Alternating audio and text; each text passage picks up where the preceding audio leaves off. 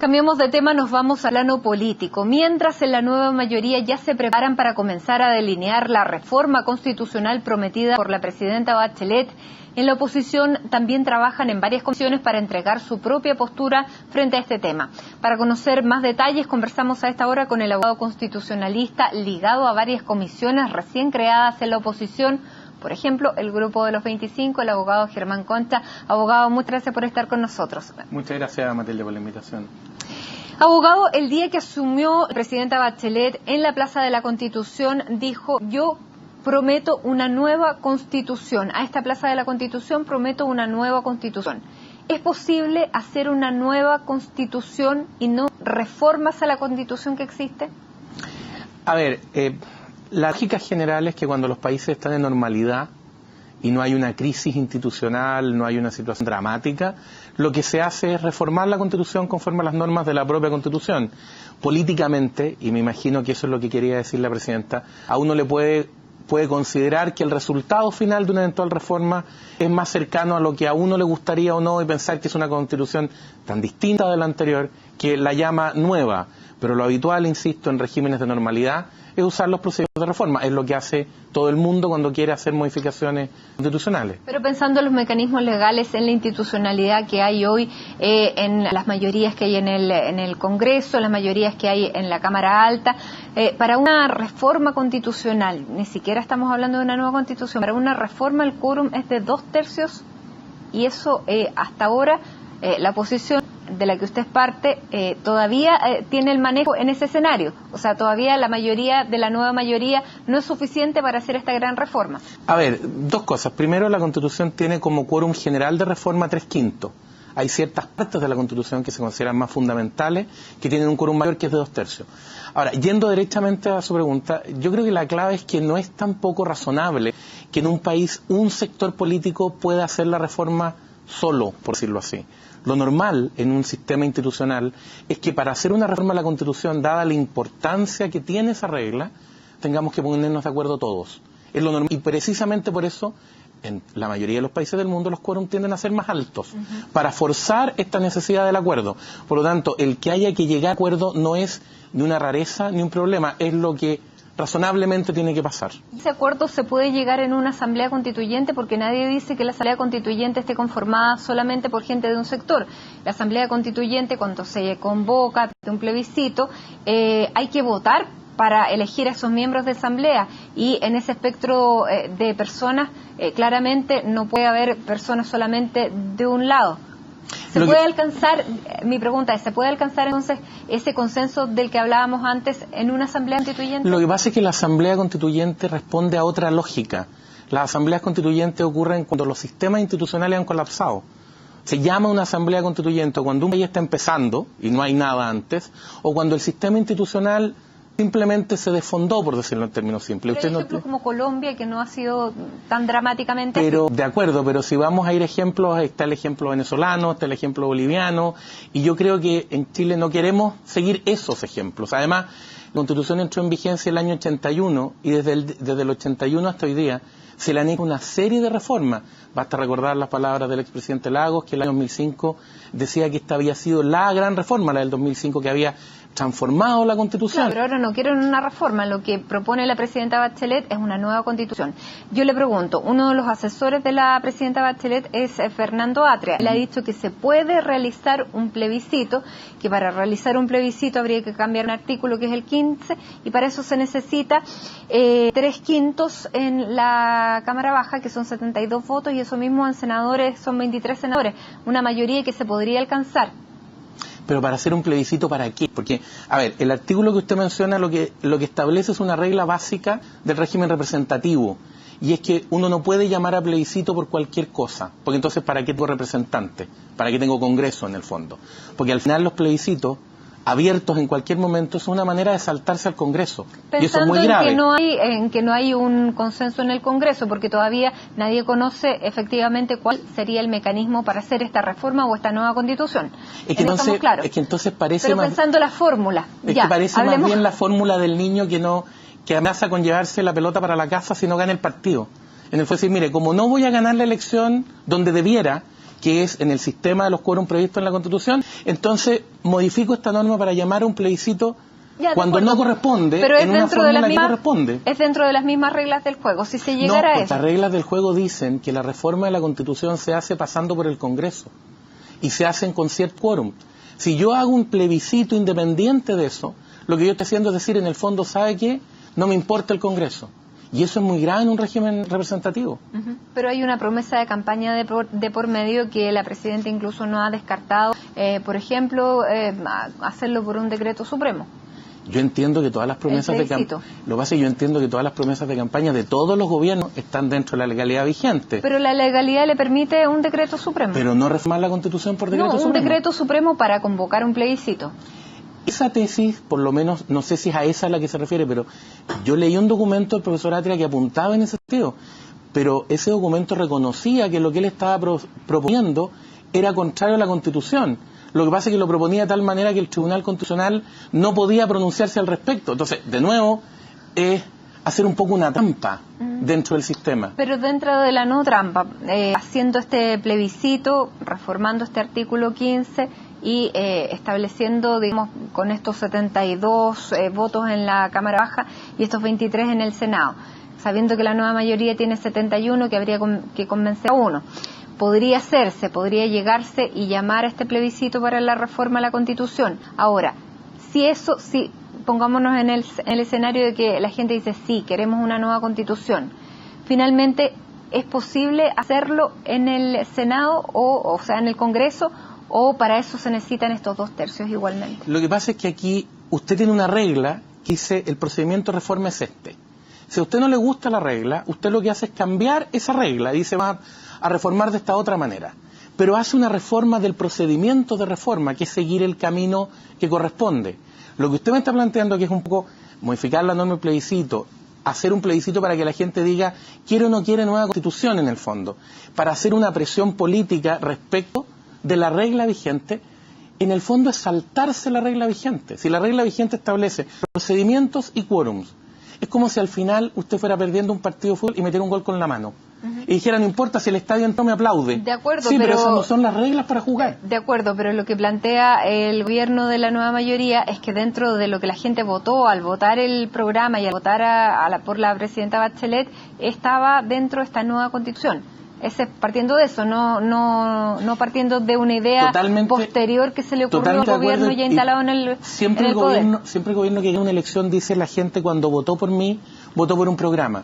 Pero para cumplir ese programa hay que respetar la institucionalidad vigente. Pero eso sería una manera de no saltarse la institucionalidad vigente, usando a lo mejor los mecanismos que permite la institucionalidad, ya este plebiscito. Lo que yo le quiero preguntar es si una vez realizado este plebiscito, ¿se puede reformar la Constitución? Tiene que seguir el procedimiento. Mientras el capítulo de la reforma no se modifique, usted tiene que seguir las normas de la reforma. ¿Qué sería? 3/5 en la mayoría de los capítulos de la Constitución, 2/3 en 5 capítulos de la Constitución específicos, 6, digamos, que base, derechos y garantías, Tribunal Constitucional, Fuerzas Armadas, Consejo de Seguridad Nacional y normas sobre reforma. Esto es muy importante. El constituyente original y todas las reformas sucesivas siempre mantuvo el procedimiento de reforma con un quórum más alto. ¿Por qué? Porque siempre se ha entendido que esa es una clave de cómo funciona el sistema. Por lo tanto, yo no puedo, insisto, tratar de ganar haciendo goles con la mano, porque no se hacen goles con la mano, al menos no en fútbol. Para ver si entendimos bien, se puede convocar este plebiscito, se hace el plebiscito. Tendría que reformar la Constitución primero. Primero se reforma la Constitución. Para eliminar una norma que prohíbe convocar plebiscitos solo fuera de los casos expresamente previstos en la Constitución. Claro, pero ahí estarían, como conversábamos, podrían estar los quórum para hacer eso. Si hiciera eso, ya alteraría un elemento básico del régimen representativo, que es no dejar abierta sin control la convocatoria de plebiscito, porque eso es saltarse al Congreso. Si lo hiciera, un plebiscito y dijera, mire, quiero que la gente se pronuncie sobre si quiere o no una nueva Constitución, estaría ya ahí haciendo algo que se podría considerar contrario a la Constitución misma. Ya, y una vez que se hace, supongamos que se hace, ¿se puede cambiar la Constitución? Tiene que, mientras no modifiquen los procedimientos de reforma, siguen existiendo los procedimientos de reforma, usted tiene que seguir respetando el procedimiento de reforma. O sea, si se hace el plebiscito, se dice que sí, igual hay que tener los 3/5, 2/3 según lo que quiere modificar. A eso es lo que se llama que la Constitución quedó amarrada, el amarre perfecto que hizo Jaime Guzmán, ¿es a eso lo que se refiere? Lo que pasa es que esto es un argumento que es decir, mire, yo voy a decir que la Constitución no me gusta o no me sirve porque no he alcanzado los votos. Esto era lo mismo que se decía, si usted recuerda hace un tiempo atrás, no pueden existir leyes orgánicas constitucionales en Chile porque la concertación actual de una mayoría nunca la va a poder modificar. Porque el sistema está hecho para que no alcance el quórum. Acaba de alcanzar el quórum. Lo que demuestra que no es que el sistema esté hecho para que se alcance o no se alcance. Son quórum más altos para exigir un acuerdo mayor. Ahora, si la ciudadanía quiere darle los votos a un determinado sector, perfecto, va a alcanzar ese quórum y se va a tener que hacer responsable de lo que haga una vez que tenga ese quórum, de las leyes que apruebe, de los proyectos que presente. Lo que me parece que es una cosa distinta, es decir, como no logro ganar, entonces me salto las reglas. Porque eso creo que es lo más grave. O le hago un bypass a la regla, haciendo... Es que eso es peligroso porque todos jugamos en la consideración pero de que estamos todos jugando de buena fe. Es que no está dentro de las reglas. Porque la lógica del plebiscito es otra. El plebiscito en la Constitución está previsto para otra cosa. Entonces, si yo lo que quiero es reformar las reglas de reforma, porque eso es lo que quieren, entonces reformemos las reglas de reforma. Presenten un proyecto, discutamos eso y veamos si tienen votos para reformarla. Y no los hay. Al parecer no han presentado un proyecto que reforme las reglas de reforma. Ahora, si se quisiera hacer un mecanismo de participación para eventualmente hacer reformas, en Renovación Nacional usted representa al grupo de la UDI, está en el grupo de los 25 convocados por la UDI, pero en Renovación Nacional el senador Alberto Espina ha planteado que podría ser posible que algunos artículos se sometan a la votación popular. ¿Qué le parece a usted esa idea? Primero, el grupo de los 25 es más que la UDI o Renovación, es una iniciativa que reúne al sector, por decirlo así. Convocó la UDI en principio. Lo convocó el Instituto de Libertad y Desarrollo como anfitrión, digamos, y hay gente de distintos lugares dentro del sector. Perfecto. Ahora, usted lo que puede hacer es una cosa distinta, que es verificar la opinión que puedan tener las personas respecto a determinados temas, respecto a determinados aspectos de la Constitución. Pero la Constitución siempre requiere al final un esfuerzo específico porque es un sistema. Entonces, lo más peligroso es creer que la Constitución usted la puede tocar por pedazos sin mirar el compuesto. Yo entiendo que lo que el senador Espina ha apuntado es a la idea de verificar el efectivo respaldo de ciertas modificaciones, pero la manera concreta en que esas modificaciones primero se diseñan y después se aprueban es, en lo primero, una parte técnica y en lo segundo, una discusión política conforme a los equilibrios existentes. Ahora, ¿cómo se da participación a la ciudadanía dentro de la elaboración de la Carta Fundamental que nos concierne a todos los ciudadanos? Tiene varios modelos. Yo creo que la más importante en un sistema representativo, que es el que tenemos en Chile, son los representantes. Si por eso hay representantes.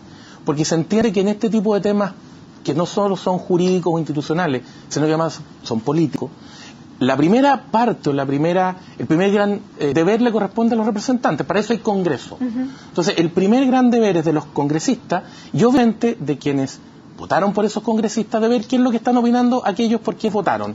Ahora, usted misma comentaba que distintos grupos han ido generando grupos de asesores, de comentarios, las universidades empiezan a hacer una tarea. Hay habitualmente una discusión técnica, académica en torno a estos procesos. Lo que no se puede cambiar, creo, es que este es un proceso institucional y por lo tanto las instituciones, los sistemas representativos tienen que ser capaces de absorber los procesos de reforma, como lo han hecho en Chile por lo demás en más de 25 años sin ningún problema. Ahora, hay sectores que plantean que muchas veces se les está teniendo temor a la voz de las bases, que siempre son las élites las que elaboran las propuestas, la Constitución, las leyes y que no se escucha a las bases, a la ciudadanía. Yo tengo una sensación distinta, fíjese, porque lo que pasa es que... Esa es una crítica, No, bien, pero hasta ahora lo que se ha oído fundamentalmente es queremos una nueva Constitución porque esta es la Constitución del año 1980 y el gobierno militar, Fini, el presidente Lagos, no sé qué. Pero hasta ahora no hay un argumento que diga que no me gusta esto de la Constitución, quiero cambiar esta institución. No, es un problema de cuándo se redactó. Entonces, al final, ¿cuál es el problema? ¿En qué año se redactó? ¿O cuál es el contenido? Porque si el tema es en qué año se redactó y la Constitución funciona y lleva 30 años funcionando, no hay una razón de verdad para cambiarla. Si hay un tema de contenido, bueno, discutamos contenidos, Pero entonces el tema es quién la redactó o cuándo se redactó, es quién lo que dice y quién lo que se pondrá en vez de eso. Y discutamos un texto contra otro, veamos qué se propone. ¿Y si el problema fuera las dos cosas?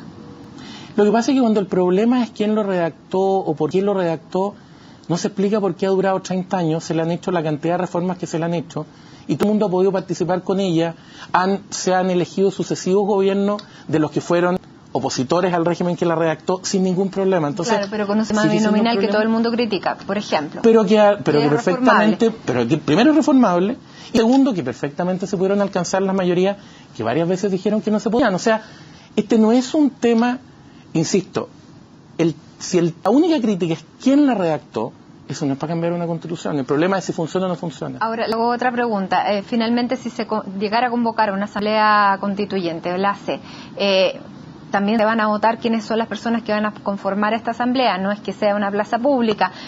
¿Usted estaría dispuesto a postularse para elaborar esta nueva constitución?